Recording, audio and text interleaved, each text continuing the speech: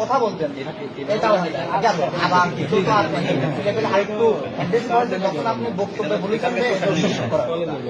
আসসালামু আলাইকুম রহমতুল্লাহ। সুপ্রিয় দর্শক, গতকালকে কুষ্টিয়া সরকারি কলেজে একটা মিনি ফুটবল টুর্নামেন্টের উদ্বোধনী অনুষ্ঠান ছিল। সেখানে ইনভাইট করা হয়েছিল কুষ্টিয়ার এমপি মুফতি আমির হামজাকে। তো মুফতি আমির হামজা সেখানে উপস্থিত হওয়ার পরে ছাত্র দলের নেতাকর্মীরা তাকে অবরুদ্ধ করার চেষ্টা করে এবং ভুয়া স্লোগান দেয়। তো পরবর্তীতে অবরুদ্ধ করতে পারেনি, আমির হামজা বক্তব্য দিয়েছেন এবং ফুটবল টুর্নামেন্ট উদ্বোধন ঘোষণা করেছেন। তো আমির হামজা যখন বক্তব্য দিয়েছে তখন ছাত্র দলের নেতাকর্মীরা সেখানে বক্তব্যতে বাধা দিয়েছে এবং সাইড থেকে স্লোগান দিয়েছে, যেটা গতকালকের ভিডিওতে আপনাদের দেখাচ্ছি। তখন আমির হামজা একটা কথা বলেছিলেন যে, আমাকে দেখে কি আপনাদের শুধু হুজুর মনে হয়? না, আমি শুধু হুজুর নয়, আমি কি করতে পারি সেটার ব্যবস্থা আমি নেব। যারা যারা এই স্লোগানগুলো দিল, ভুয়া স্লোগান এবং এর সাথে আরও স্লোগান দিল, এদের লিস্ট আমি নিয়ে যাচ্ছি, এদের আমি ব্যবস্থা নেব। যারা যা করছেন, আমি মনে করছেন লেবাস করে আছি, মনে করছেন হুজুর, আমি শুধু হুজুর না, আমি এগুলোর তালিকা নিয়ে যাবো আজকে। যে আপনাদের যা করা লাগে আমি তাই করব। আমি ভুয়া কি আপনাকে আমি দেখাবো আজকে। আপনাদের সেই কয়েকজনের তালিকা আমার কাছে আছে অলরেডি। তো এই কথা বলার পরে আমির হামজা ফুটবল টুর্নামেন্ট উদ্বোধনী ঘোষণা করার পরে ওখান থেকে চলে গেছে। আজকের অনুষ্ঠান শুভ উদ্বোধন ঘোষণা করলাম। তো পরবর্তীতে ছাত্র দলের যে নেতাকর্মীরা ভুয়া স্লোগান দিয়েছিল, আমির হামজাকে অবরুদ্ধ করার চেষ্টা করেছিল, সেই নেতাকর্মীরা আমির হামজার এই বাসায় গিয়েছে আমির হামজার কাছে ক্ষমা চাইতে। তারা ভুল স্বীকার করেছে যে আমাদের এটা ভুল হয়েছে এবং আরও কিছু ছাত্রীরা এগুলো করেছে, আর মানে ছাত্রীরা এগুলো করতেছে আর মূল সংগঠনের কাছে দোষ আসতেছে। তো যেহেতু আমির হামজা একজন সংসদ সদস্য, নির্বাচিত প্রতিনিধি, তার সাথে এরকম আচরণ করা মানে কি? মানে একজন এমপিকে, সংসদ সদস্যকে অপমানিত করা, সে যে দলেরই হোক, সে তো ভোটে নির্বাচিত হয়ে সংসদ সদস্য হয়েছে। তো এই কারণে হয়তো ছাত্র দলের কেন্দ্রীয় থেকে হয়তো এদেরকে চাপ দেওয়া হয়েছে, কেন তোমরা এগুলো করেছো, এগুলো গণমাধ্যমে সব চলে আসছে, তোমরা আমির হামজাকে কাছে যায় ক্ষমা চাও, ভুল স্বীকার করো। এই কারণে হয়তো ছাত্র দলের নেতাকর্মীরা আমির হামজার বাসায় গেছে। তো দর্শক, এখন আপনাদের সেই ভিডিওটা দেখাবো। তো চলুন আমরা সেই ভিডিওটা দেখে আসি। কথা বলতেন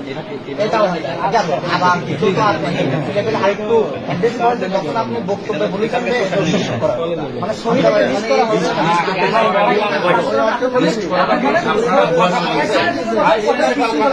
আমি কথা বলছি, এরপরও যদি মানুষ সিগারেট করে লিস্ট করার আগে, লিস্টের শব্দ বলার আগে তারা দুঃখিত।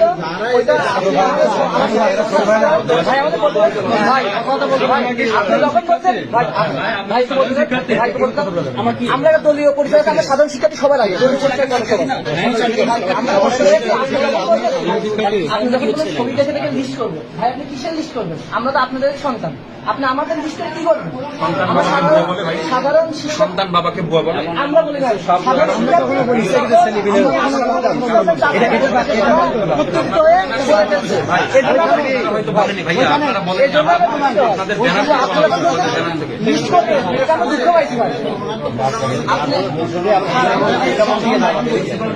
আমাদের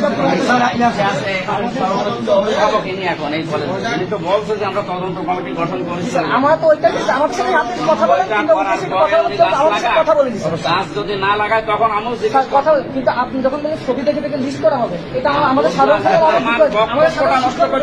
আমি তো এই কারণে আমরা দুঃখিত। আমরা গেলে হয়তো আমরা দুঃখিত, আমরা সর্বোচ্চ চেষ্টা করে থামানো, কিন্তু ওই যে একটা পর্যায়ে আপনি বললেন ছবি দেখে দেখে লিস্ট করবো, তখন আমরা মনে কষ্ট হয়েছে।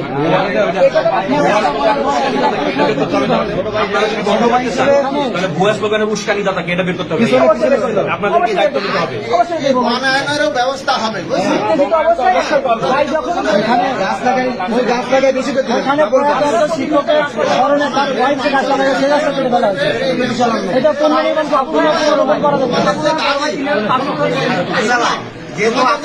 বনায়ন তো এটা সুন্দর পরিবেশে বনায়ন হবে।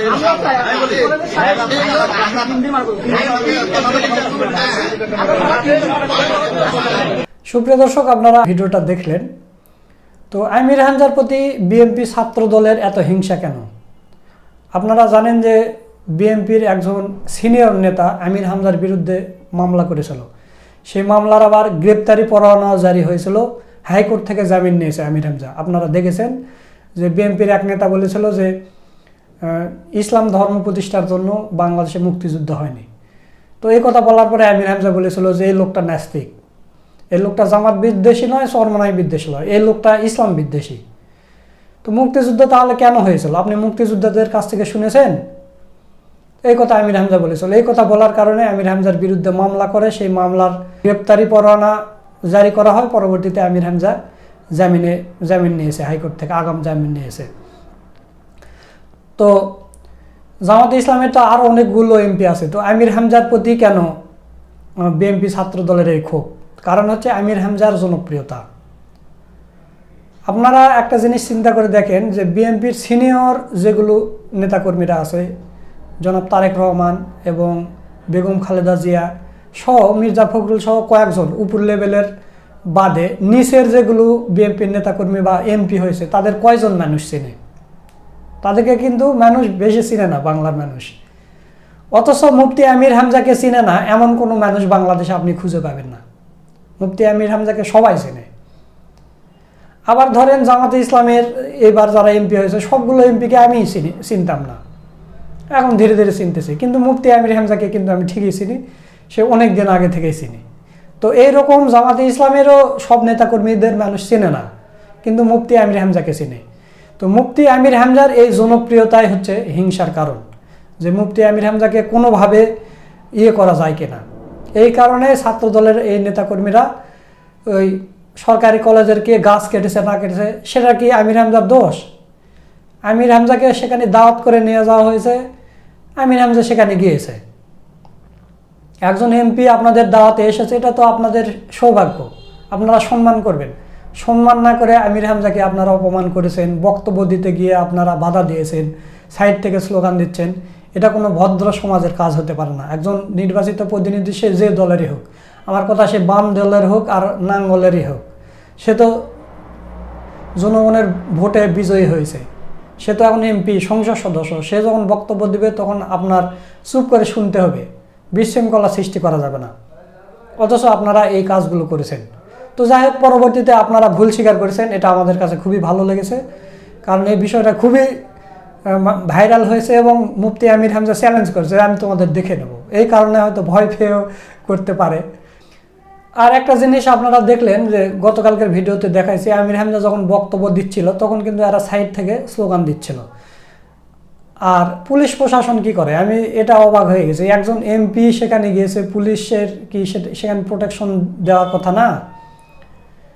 ওখানে যারা স্লোগান দিচ্ছে মাত্র কয়েকজন ছাত্রী, পুলিশ লাঠি নিয়ে গিয়ে কয়েকজনের পিছনে কয়েকটা দিলেই তো সরে চলে যায়, কিন্তু পুলিশ তাদের গায়ে হাত দিচ্ছে না। কেমন সরকারি দলের ছাত্র সংগঠনের নেতাকর্মীরা, এদের গায়ে হাত দেওয়া যাবে না, পরবর্তীতে আমাদের চাকরি থাকে কি থাকে না, এরকম হয়তো ভয় পাচ্ছে পুলিশেরা।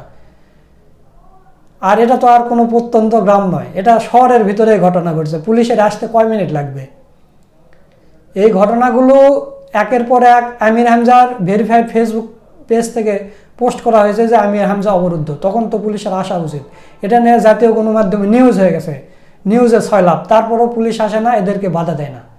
তো তাহলে আপনারা পুলিশ সম্পর্কে কি বলবেন বলেন? তো দর্শক, মুফতি আমির হামজার এই জনপ্রিয়তার কারণে এই হিংসা আমি যেটা মনে করি, কারণ বিএনপির সিনিয়র নেতারাও আমির হামজার পিছনে লেগে আছে, তার নামে মামলা করতেছে, গ্রেপ্তারি পরোয়ানা জারি হচ্ছে। আপনারা দেখেছেন যে এবারের নির্বাচনে বাংলাদেশের মধ্যে সবচাইতে বেশি ভোট পেয়ে যিনি নির্বাচিত হয়েছে তার মধ্যে অন্যতম আমির হামজা একজন আছে। তো আমির হামজা বেশি ভোট পেয়েছে, আমির হামজার জনপ্রিয়তা বেশি, জনগণ তাকে ভালোবাসে এবং আমির হামজা প্রকাশ্যে কথা বলে, ওটা কোনো লুকাচাপায় কোনো কথা বলে না। আমির হামজার কথা একদম স্পষ্ট কথা, এবং তিনি 1 টাকাও মেরে খায়নি। আপনারা জানেন যে মেডিকেল কলেজ নিয়ে আমির হামজাকে কত কোটি কোটি টাকা অফার করা হয়েছে, সেটাও কিন্তু গণমাধ্যমে বলে দিয়েছে। এটা অন্যান্য এমপি মন্ত্রীরা বলবে না। আপনি যদি ভিপি নুরুল হক নুরুককে এই অফার করেন, জীবনেও সে বলবে না। সে বলবে অত দেওয়া লাগবে না, অর্ধেক দেন, তাহলেই হবে, আপনারা এটা বন্ধ করে দেন। কিন্তু আমির হামজা সব কিছু ফাঁস করে দিয়েছে যে আমার এলাকায় এই সিন্ডিকেটের জন্য এই কাজগুলো হচ্ছে না বা এই কলেজগুলো হচ্ছে না, এবং আমাকে এত টাকা অফার করেছে। এগুলো অন্য কোনো এমপি মন্ত্রী বলবে না? বলবে না। আবার দেখলাম জামাতে ইসলামের আরেকজন এমপি সালাউদ্দিন আইয়ুবী, মানুষের ধান, কৃষকের ধান পানিতে ডুবে গেছে, সে নিজে ধান কেটে দিচ্ছে। আপনি কল্পনা করতে পারেন এই সময় এসে যে বাংলাদেশে এমপি সে কৃষকের ধান কেটে যাবে? হ্যাঁ, কেটে দিচ্ছে। এটাই জামাতে ইসলামী। এবং ডক্টর শফিকুল ইসলাম মাসুদ ভাই একটা কথা বলেছেন, সে কথাটা আমার কাছে খুবই ভালো লেগেছে, যে আপনারা অন্যান্য দলের যারা এমপি হচ্ছে তাদের পাশে আপনারা ভিড়তে পারবেন, সাধারণ জনগণদের সাথে যখন মাসুদ ভাই দেখা করতেছেন তখন এই কথা বলতেছেন যে এমপি আপনারা হয়েছেন, আমি এমপি হইনি, এমপি হয়েছেন আপনারা। আপনাদের যে কোনো একজন প্রত্যন্ত গ্রামের সাধারণ কৃষক, সাধারণ দিনমজুরও আমার সাথে দেখা করতে পারে, কিন্তু আপনি অন্যান্য এমপি মন্ত্রীর সাথে দেখা করতে পারবেন না। জামাতে ইসলামের এমপি বা এরকমই। তো দর্শক, সব মিলে আজকের এই ভিডিওটা আপনাদের কাছে কেমন লেগেছে, বিশেষ করে ছাত্র দলের নেতাকর্মীরা আমির হামজার বাসায় গিয়ে ক্ষমা চাইছে, এই বিষয়টা কেমন লেগেছে তা অবশ্যই কমেন্ট করে জানিয়ে দেবেন। ভিডিওটা ভালো লাগলে শেয়ার করবেন। সকলকে ধন্যবাদ। আসসালামু আলাইকুম রহমতুল্লাহ।